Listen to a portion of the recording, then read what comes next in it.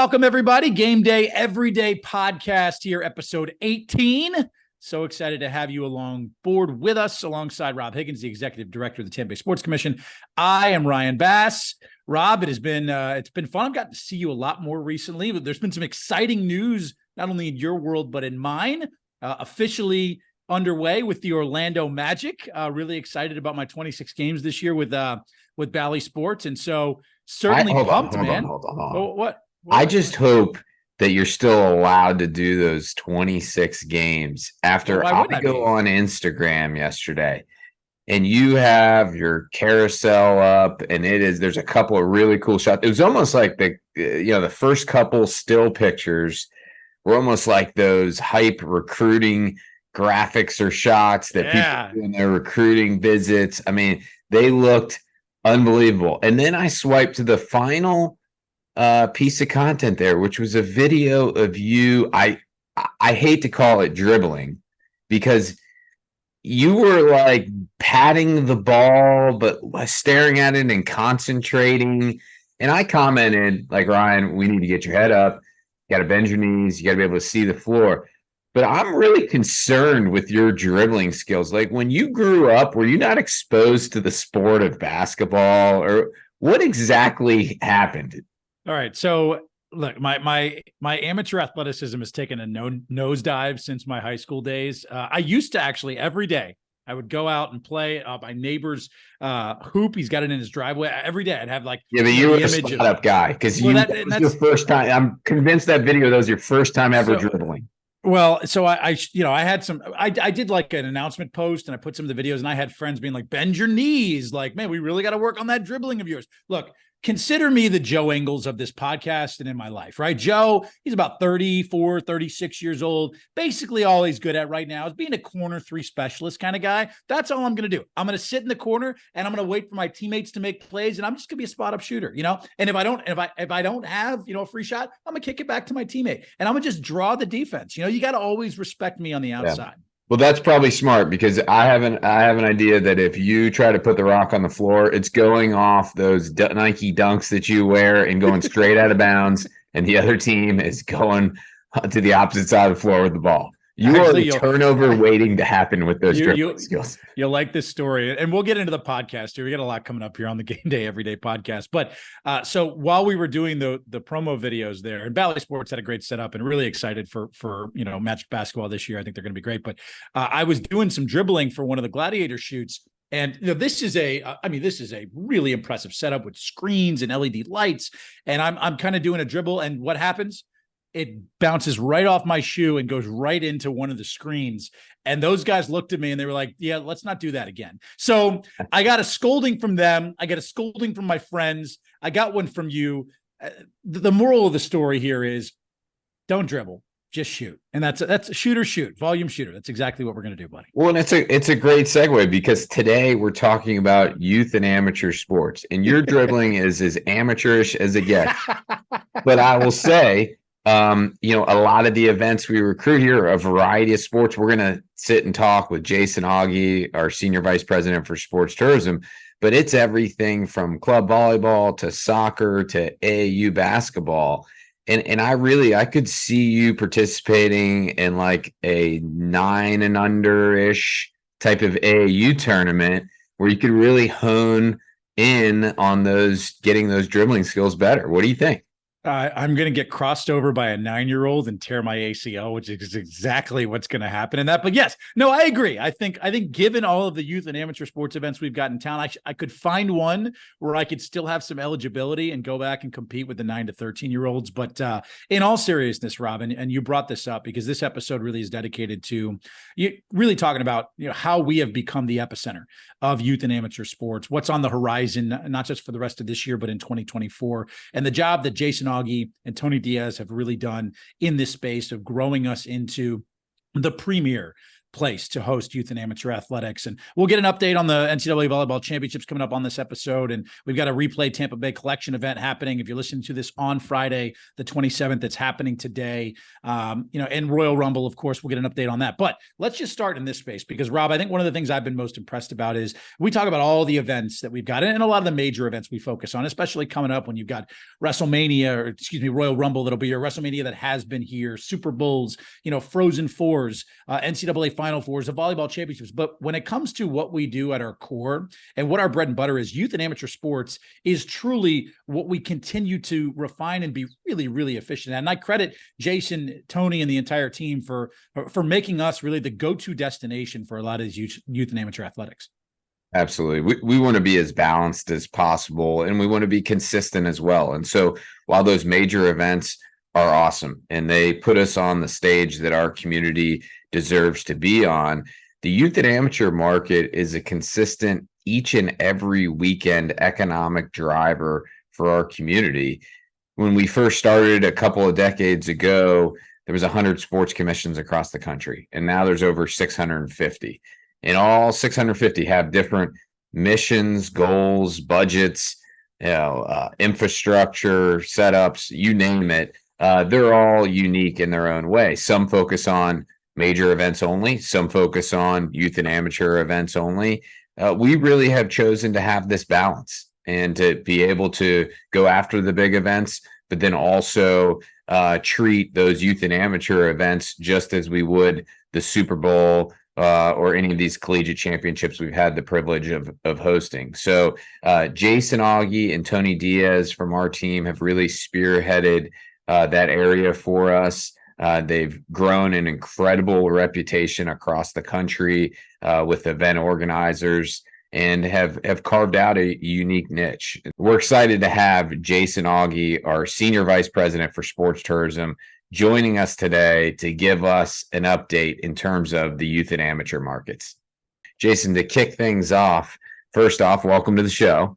Yeah, thanks for having me back. Good to see you guys. He's also the best looking, member of the Tampa Bay Sports Commission staff too. I mean, you left that off of the Ryan. You got to be careful saying that because the head does not need to get any bigger. He already wears like an 8 3/8 hat. So by giving him compliments like that, we don't want to go there. We don't go there. But I got you, Jason. You know that. I got you. Appreciate it, Ryan. Good looking out, man. We know you're no stranger to the show, but for those that are not familiar, maybe give us a little bit of background on how you made your way to the Sports Commission almost 2 decades ago. Yeah, it's crazy. I mean, growing up in northern New Jersey, I never thought I would end up in Florida, but I got a degree in sport management and business at James Madison University in Virginia. Did an internship at the Philadelphia 76ers my junior year. Ended up leaving college the second half of my senior year to take an internship at the Amateur Athletic Union, AAU, in Orlando. Was working baseball national championships at the Wide World of Sports. Graduated, took a job at Polk County Sports Marketing just up the road. And at the time, we were actually doing the second most events in the state behind Disney. So it provided a really cool opportunity to get some great experience, exposure. And then, Rob and I, connecting on the convention circuit, obviously hit it off. Was at Polk County for a year and a half before he made me an offer I couldn't refuse to come over and join Tampa. And it's been an amazing ride ever since as we approach year 19. And it just feels like you're getting started. Both of you here, the vanguards and really the godfathers of the Tampa Bay Sports Commission. And, look, we talk a lot about the major events, Jason, that comes to our town, especially coming up. We've got so many here in the area really within the next 6 to 12 months. But when you talk about the youth and amateur market, you and Tony Diaz have obviously spearheaded that. How much have you enjoyed kind of growing that profile in this space, really from the ground up and establishing us as really the premier spot to attract a lot of these youth and amateur events? Yeah, I mean, it's a great question, Ryan. I mean, the youth and amateur market has truly become the foundation of our organization, where we're averaging 80 to 100 events in a given fiscal year. And it's not just the traditional sports that you see. It's a lot of non-traditional sports, something that we've put a significant amount of energy into to try and attract events of all shapes and sizes. You could literally name a sport, and I bet we're hosting some version of an event, in the industry. And for us, it's really all about the process. I think that's one of the most rewarding parts, to see the growth that we've experienced and to become one of arguably the best sports commissions in the country. I think it's just that attention to detail, from the one-on-one meetings we have at different conventions and conferences, to receiving the RFPs, that outline what a client is looking for, to building a custom bid that's specific to what they're looking for. And then, if we're fortunate to be awarded, working behind the scenes to make sure it's a tremendous success. And I think one of the things that separates us is we're not just transactional in the sense of, hey, we've got a deal done, good luck. We're with our clients every step of the way. And it's, to make sure they get what they need. And it's intrinsically rewarding from the standpoint too, that, when you walk through the streets of downtown, or, our malls, or the airport, or Hyde Park, or, at attractions, and you see these different teams and these families out and about in the community, spending money at the restaurants, at bars, in local businesses, and know that it's a direct result from your efforts that you're employing as a team, is amazingly rewarding. So yeah, I mean, we've come a long way. Rob, and with his leadership, he sets the mark and the tone, and we just follow and do what we do, thanks to all the amazing partnerships we have in the community. That's really well said. Now, Ryan, you and I have talked in the past about the main metric we use in terms of evaluating the economic impact of these events are hotel visitor room nights. You can't dispute whether or not a hotel visitor room night takes place, how much that room night, how much it costs. You can compare it across other events, really be able to determine the ROI of events. And so our high water mark in our history before this past year was 220,000 hotel visitor room nights. This fiscal year, which just wrapped up on September 30th, we generated over 250,000 hotel room nights, which again is a great record and an awesome testament to all of our partners pulling together to make sure we're successful, as Jason referenced, and certainly the strength of our youth and amateur market. For our listeners, Jason, if you don't mind taking them through some of the highlights from this past year and what really contributed to those 250,000 room nights. Obviously, they're familiar with the Frozen Fours of the world and the Savannah Bananas and all of those, but maybe some of the events that they aren't quite as familiar with that really helped fill our hotels, our shops, and our restaurants. Yeah, I mean, if we had the time, I would go through all 99 events that we hosted this past fiscal year, but it's tough. I will say, kind of, on that macro level, if you will, focusing on finding that delicate balance between customer retention with respect to current clients, and then also recruiting new events. You hit on some of the new ones that were here to the market that I think a lot of people focus on, but when you really dial in and look at the different sports, which I'm happy to get into in just a second, that's a huge focus. And it's true, I think one of the big reasons why we're successful is that we're focusing on, once we get a client here, and delivering a great experience, we then have been very fortunate to get a multitude of multi-year deals done. And so what that does is provide a leveraging opportunity. So, you look at a couple examples of that. DPL Soccer, we had a chance to meet. They were brand new to the market. We met with their director out at the Sportsplex. It was their first time in Tampa. They absolutely loved it.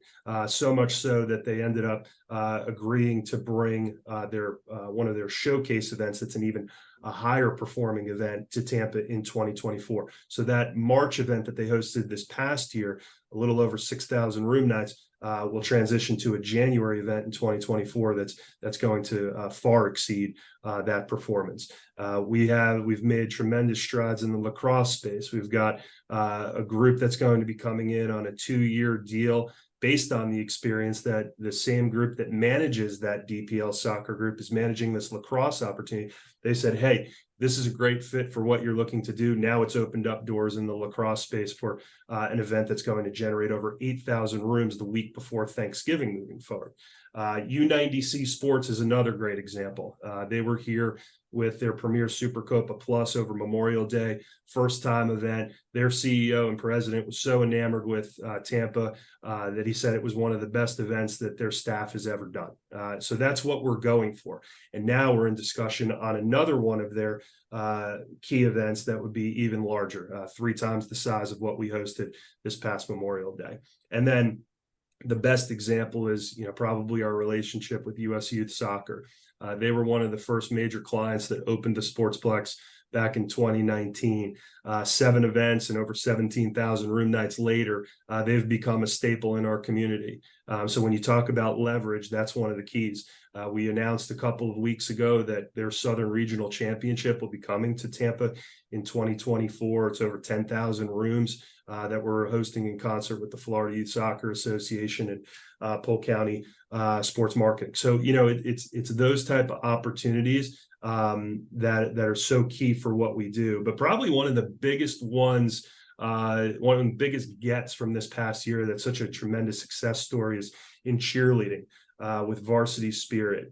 This past April, we hosted 4-day, two events over 4 days that generated over 7,600 room nights, garnered incredible feedback, so much positive momentum that they now want to sign a deal through 2030.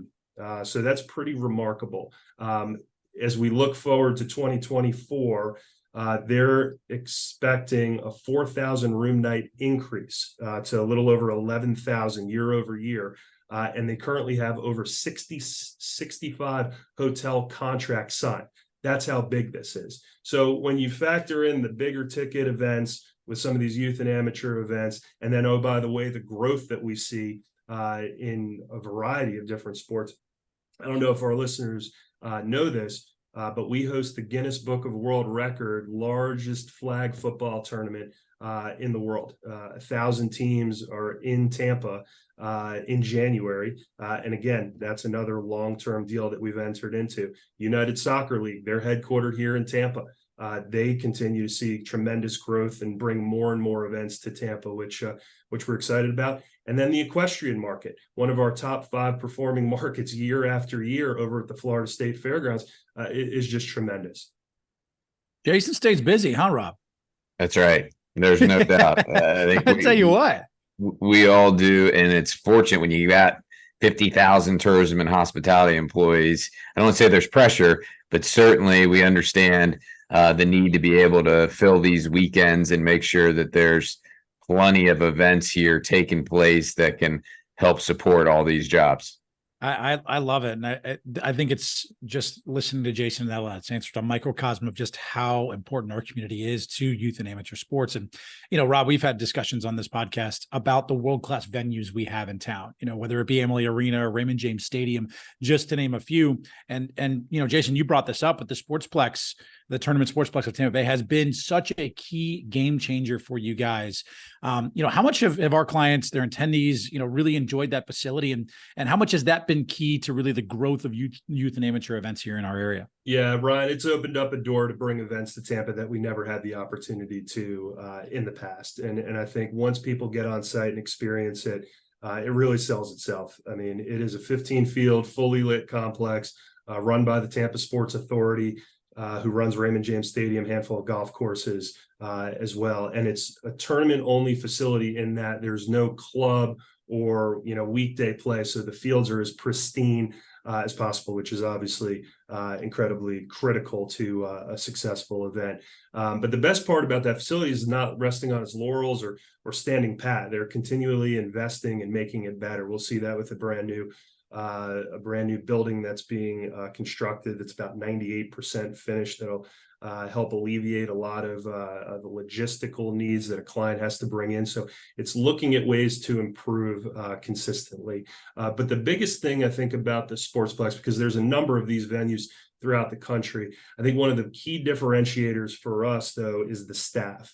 And the feedback that we get from the Tampa Sports Authority staff is pretty remarkable. At an industry conference a couple of weeks ago, I had a guy come up to me who runs flag football tournaments all over the country, saying the Sportsplex is probably one of the top 3 venues in the country as far as where we host events. but your team over there that runs it is bar none the best. And so that's what you want to hear, is having people like that who care, who are dialed in and are willing to do whatever it takes to make sure it's a successful experience. And the last thing I'll say, it's really interesting since it opened.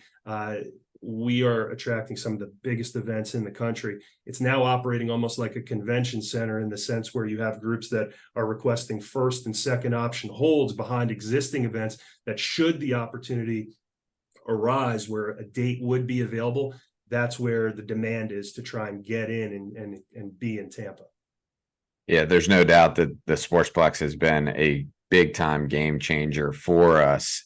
So a lot of times people say, what's next? Well, we actually recently worked with the Tampa Sports Authority to commission a couple of feasibility studies. One for an indoor field house, probably geared mostly towards basketball, volleyball, as well as other indoor sports. And then also a baseball and softball complex that could give us, an edge in terms of those markets as well, specifically. So the two different consultants were hired. They performed those studies, those feasibility studies. They were recently presented to the Hillsborough Board of County Commissioners. The county commissioners, asked different questions related to them, got a chance to hear really in depth about both of those reports. And now they have directed county staff to continue to work through the possibility of them. As we've talked about before, we're only going to be as good as our places to play. So naturally, every bid starts with whether or not you have the facility to be successful. So we're constantly looking to see what the next potential facility could be here for us to maintain and continue to increase our share when it comes to sports tourism. Now, we talked about this past year, but what about this upcoming year, Jason? What can we expect in terms of the youth and amateur space for the end of 2023 as well as all of 2024? Yeah, I think more of the same, Rob. I mean, we're projected to eclipse over 100 events this upcoming fiscal year. And we couldn't be more bullish on where the sports tourism market is currently and where it's going. I was looking at our calendar. We have 18 events in the month of January alone. 10 of those are brand new to Tampa. I mean, that's pretty remarkable. Diversification will continue to be a focus. We're expanding with new events in hockey, cheerleading, basketball, soccer, flag football, softball, and bowling. And then we'll see strong, travel numbers. I think that's going to stay the same, with record attendance. Again, I just got an update from one of our volleyball clients that 3 of the 4 events coming to Tampa in 2024 are expecting significant growth. And, with the chatter about a potential recession looming, we've seen time and again where, the sports tourism industry is recession proof in a lot of ways. And then, also to a degree, pandemic proof. So, people are not going to necessarily cut their overall spending when it comes to sports. But going back to your question about projections for the year ahead, Tony and I just got back from 2 of the top 3 industry trade shows at the Teams Conference and then at Connect Sports. And, with over 100 individual one-on-one speed dating appointments, we couldn't be more encouraged, not only with the feedback that we garnered as far as, how Tampa's performed, but also with some of the new opportunities that we've identified. So we'll see a handful of short-term leads over the next few months that should translate into 2024. Naturally, we've been very vocal about trying to get USA Gymnastics back. That's one of several major proposals that's currently out there and being explored, along with a handful of bids that were recently submitted for some opportunities in the year for the year that we feel cautiously optimistic about. So again, we're very bullish on, the year ahead and obviously the foreseeable future. We want to give a quick plug before kicking it over to Ryan for the next question.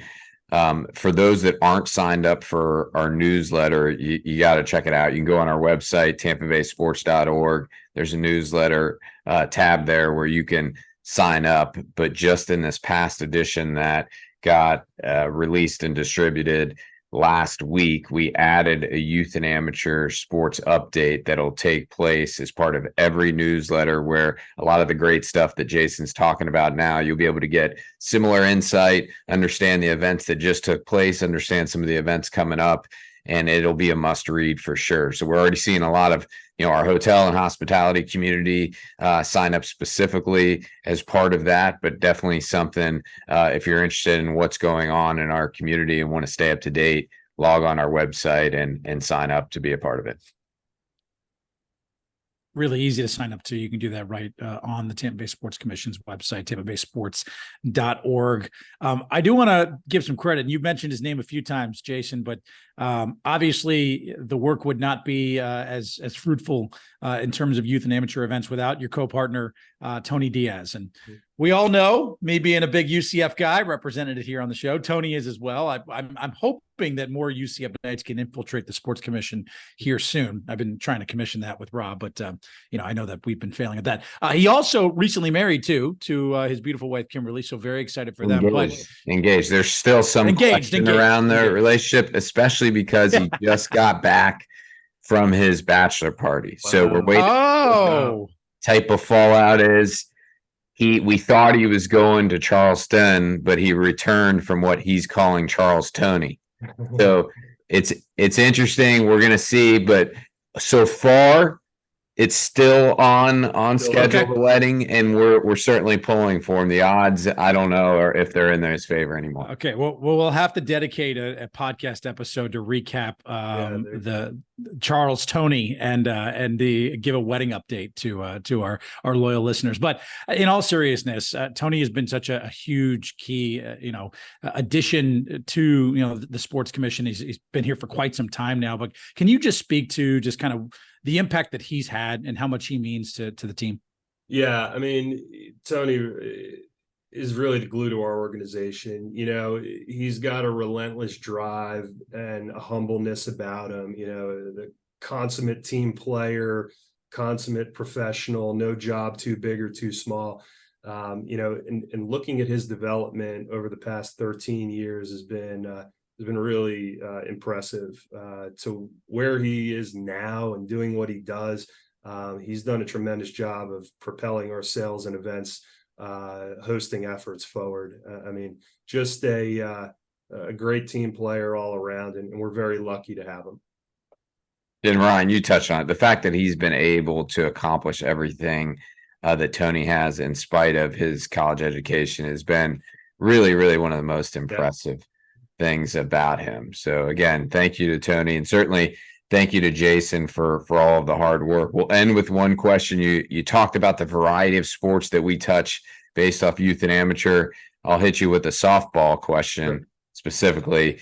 What does sports tourism mean to our community, and why is it just so important to Team Tampa Bay? Yeah, I think on the surface, when you look at 100 plus events in a given fiscal year, the volume of people that are coming to the market, participating at these events, the spending and impact that's generated, it's obviously substantial. I think for us, we're driving business consistently throughout the year, with a particular focus on need periods when maybe tourism is a little bit slower. And I think it's a key part of Tampa Bay's DNA. A lot of these events that we're hosting are really putting, this community and this region on the map.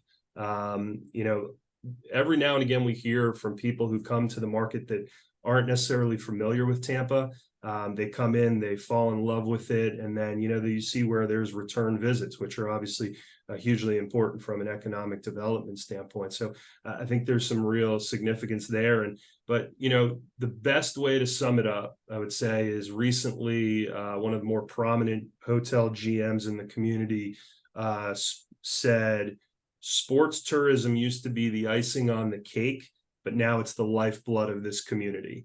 And so I think that's a really telling comment that, this organization and all the organizations that are part of Team Tampa Bay do such a tremendous job of working together to move, sports tourism to the forefront of being one of the key drivers in this community. Jason, thanks so much for all that you do, and Tony as well. You are a true Team Tampa Bay MVP. And I will tell you, thanks again.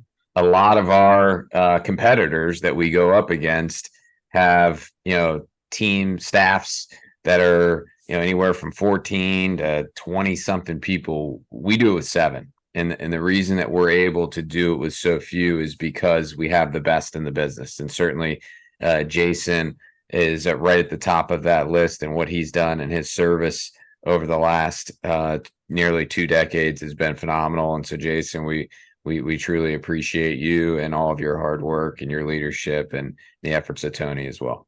Not only is Jason exceptional at his job and very handsome, but he does have the best hair in Tampa Bay. I think there's no doubt that he absolutely crushes that mantle and is right at the top of the podium there, Rob. Oh, yeah, he's got great hair, but now this facial hair gimmick he has going where he somehow only shaves the mustache, but not the rest of his face. I don't get it. He says it's the Cooper Kupp look, which is about as good as he'll get when it comes to fantasy football, is referencing Cooper Kupp. But, again, the hair on the top of the head, fantastic. What he's doing on his face, I'm not figuring out just yet. You as a baby shaven, clean faced gentleman. I don't know if you could be giving facial hair advice, but neither here nor there.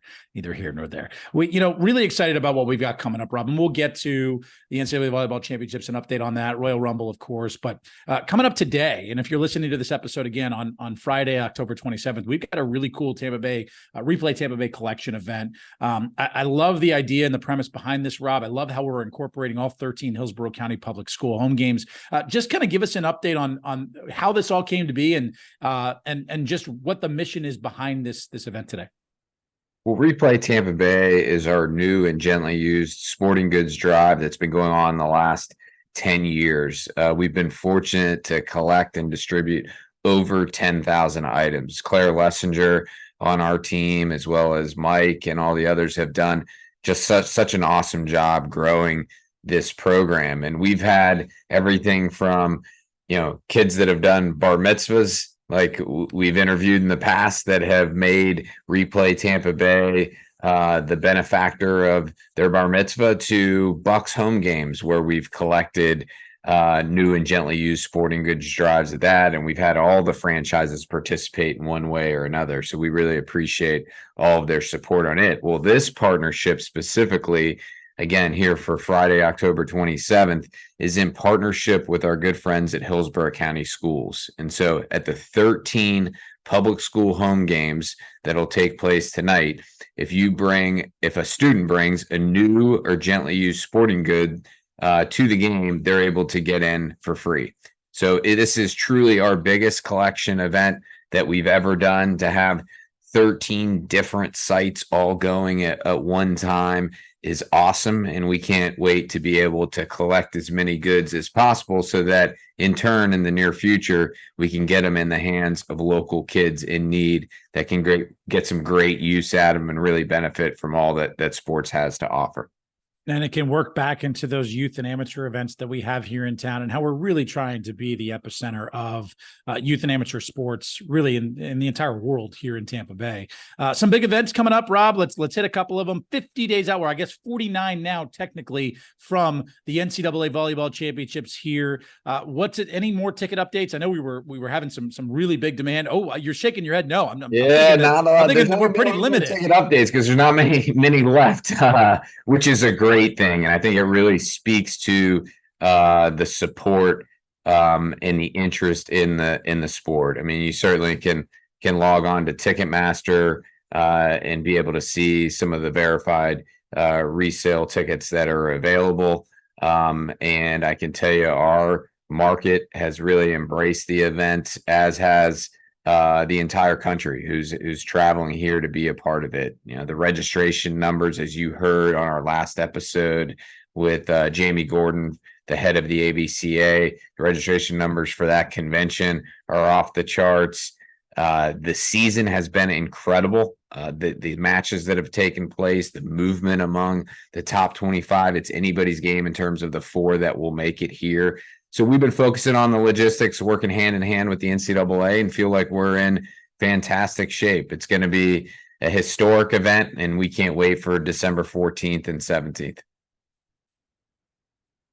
Really, really excited for it, and excited about the interest level that we've been able to drum up, because we've been talking about this for a while, Rob, and to just see fans really clamoring to be here, in the epicenter of what will be an amazing event in December where we will crown a champion is really, really cool. After that, we've got Royal Rumble, which will be here before you know it. I know tickets went on sale. Any update on that? Because we know how passionate wrestling fans are, and especially to be here on Gasparilla weekend, celebrating with our community, I can imagine there's quite the rush to get down here in January. Oh, it's absolutely crushing. It went on sale a week ago and has done incredible, far and beyond any of our expectations. There are a handful of tickets left, but you better be quick. It's royalrumble.com in order to buy those tickets for the Royal Rumble, which takes place at Tropicana Field on January 27th. And then the tickets for Raw just 2 nights later at Amalie Arena will go on sale shortly. So we'll continue to keep you updated in terms of when those hit the market. But it's going to be a really special weekend. A great regional effort. There's representatives from WWE in town this week for a site visit, helping map out the logistics of it all. So we can't wait for what's going to be a unique and one of the most special Gasparilla weekends that our community and our region has ever seen. I don't know if you know this about me, Rob, but I used to be a huge WWF fan back in the day. I mean, you want to talk about Stone Cold Steve Austin, The Edge, The Rock. I mean, these were the Triple H. Those were your guys? Those were my guys. So you were like way past like Jake the Snake and Brutus the Barber Beefcake. No. I'm Mick Foley. I'm The Undertaker. That is my. You're The Rock. Yeah, I could see that. And I used like do you smell what The Rock is cooking impression? Can you? I can do the eyebrow. Yeah. Oh yeah, it's impressive. Okay. Yeah. Do you smell it? What Rob Higgins is cooking? And on that note, I wanted to come up with a wrestler name for each other, because it's not fun to give ourselves our own title, right? We have to come up with a creative wrestler name for it. So if you were to enter the ring, Rob, and as your theme music is playing and you're coming right out of the entrance to get into that ring for your Royal Rumble match, Higgins the Hulkinator, it's coming out to make some noise. How do you like it, buddy? You like it? Higgins the Hulkinator. Okay. Yeah. Okay. Yeah. I mean, I could see it like with this physique, the baby oil on, the tights, all of it. Yeah. I'm sure everybody in the stands would be absolutely mortified. But yes. And maybe my opponent would be scared because of it, and somehow I'd win by forfeit. Yeah, I think you would probably the oil would be glistening so hard it'd be hard to see, and you're pretty. I mean, knowing you're pretty agile, so I'd give you a chance. Higgins the Hulkinator. Yeah. Okay. And then in turn with you, like I could see the whole place going dark, and then all of a sudden, like your entrance music would be "Under the Sea" by Little Mermaid, and then it would be Ryan the Largemouth Bass, and you'd be like that talking bass on the wall where you just like talk your opponents to death and you're flopping in the ring. I mean, I think it'd be pretty cool. What do you think? I love it. And what I could do is I can kind of swim into the, the ring, really play into the bass. I love it, man.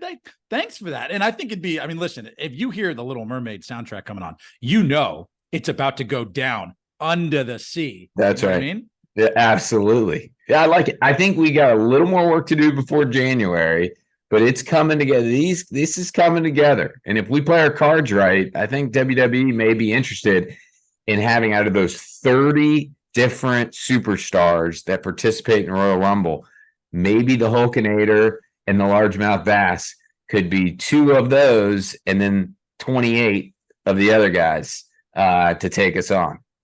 Do I have to dribble? No, please don't ever again. I mean, that was absolutely horrific. I had trouble sleeping last night after seeing you dribble. I mean, that was wild. We'll work on it. We'll work on the wrestling physique, and we'll work on the dribbling here coming up. Thanks, everybody.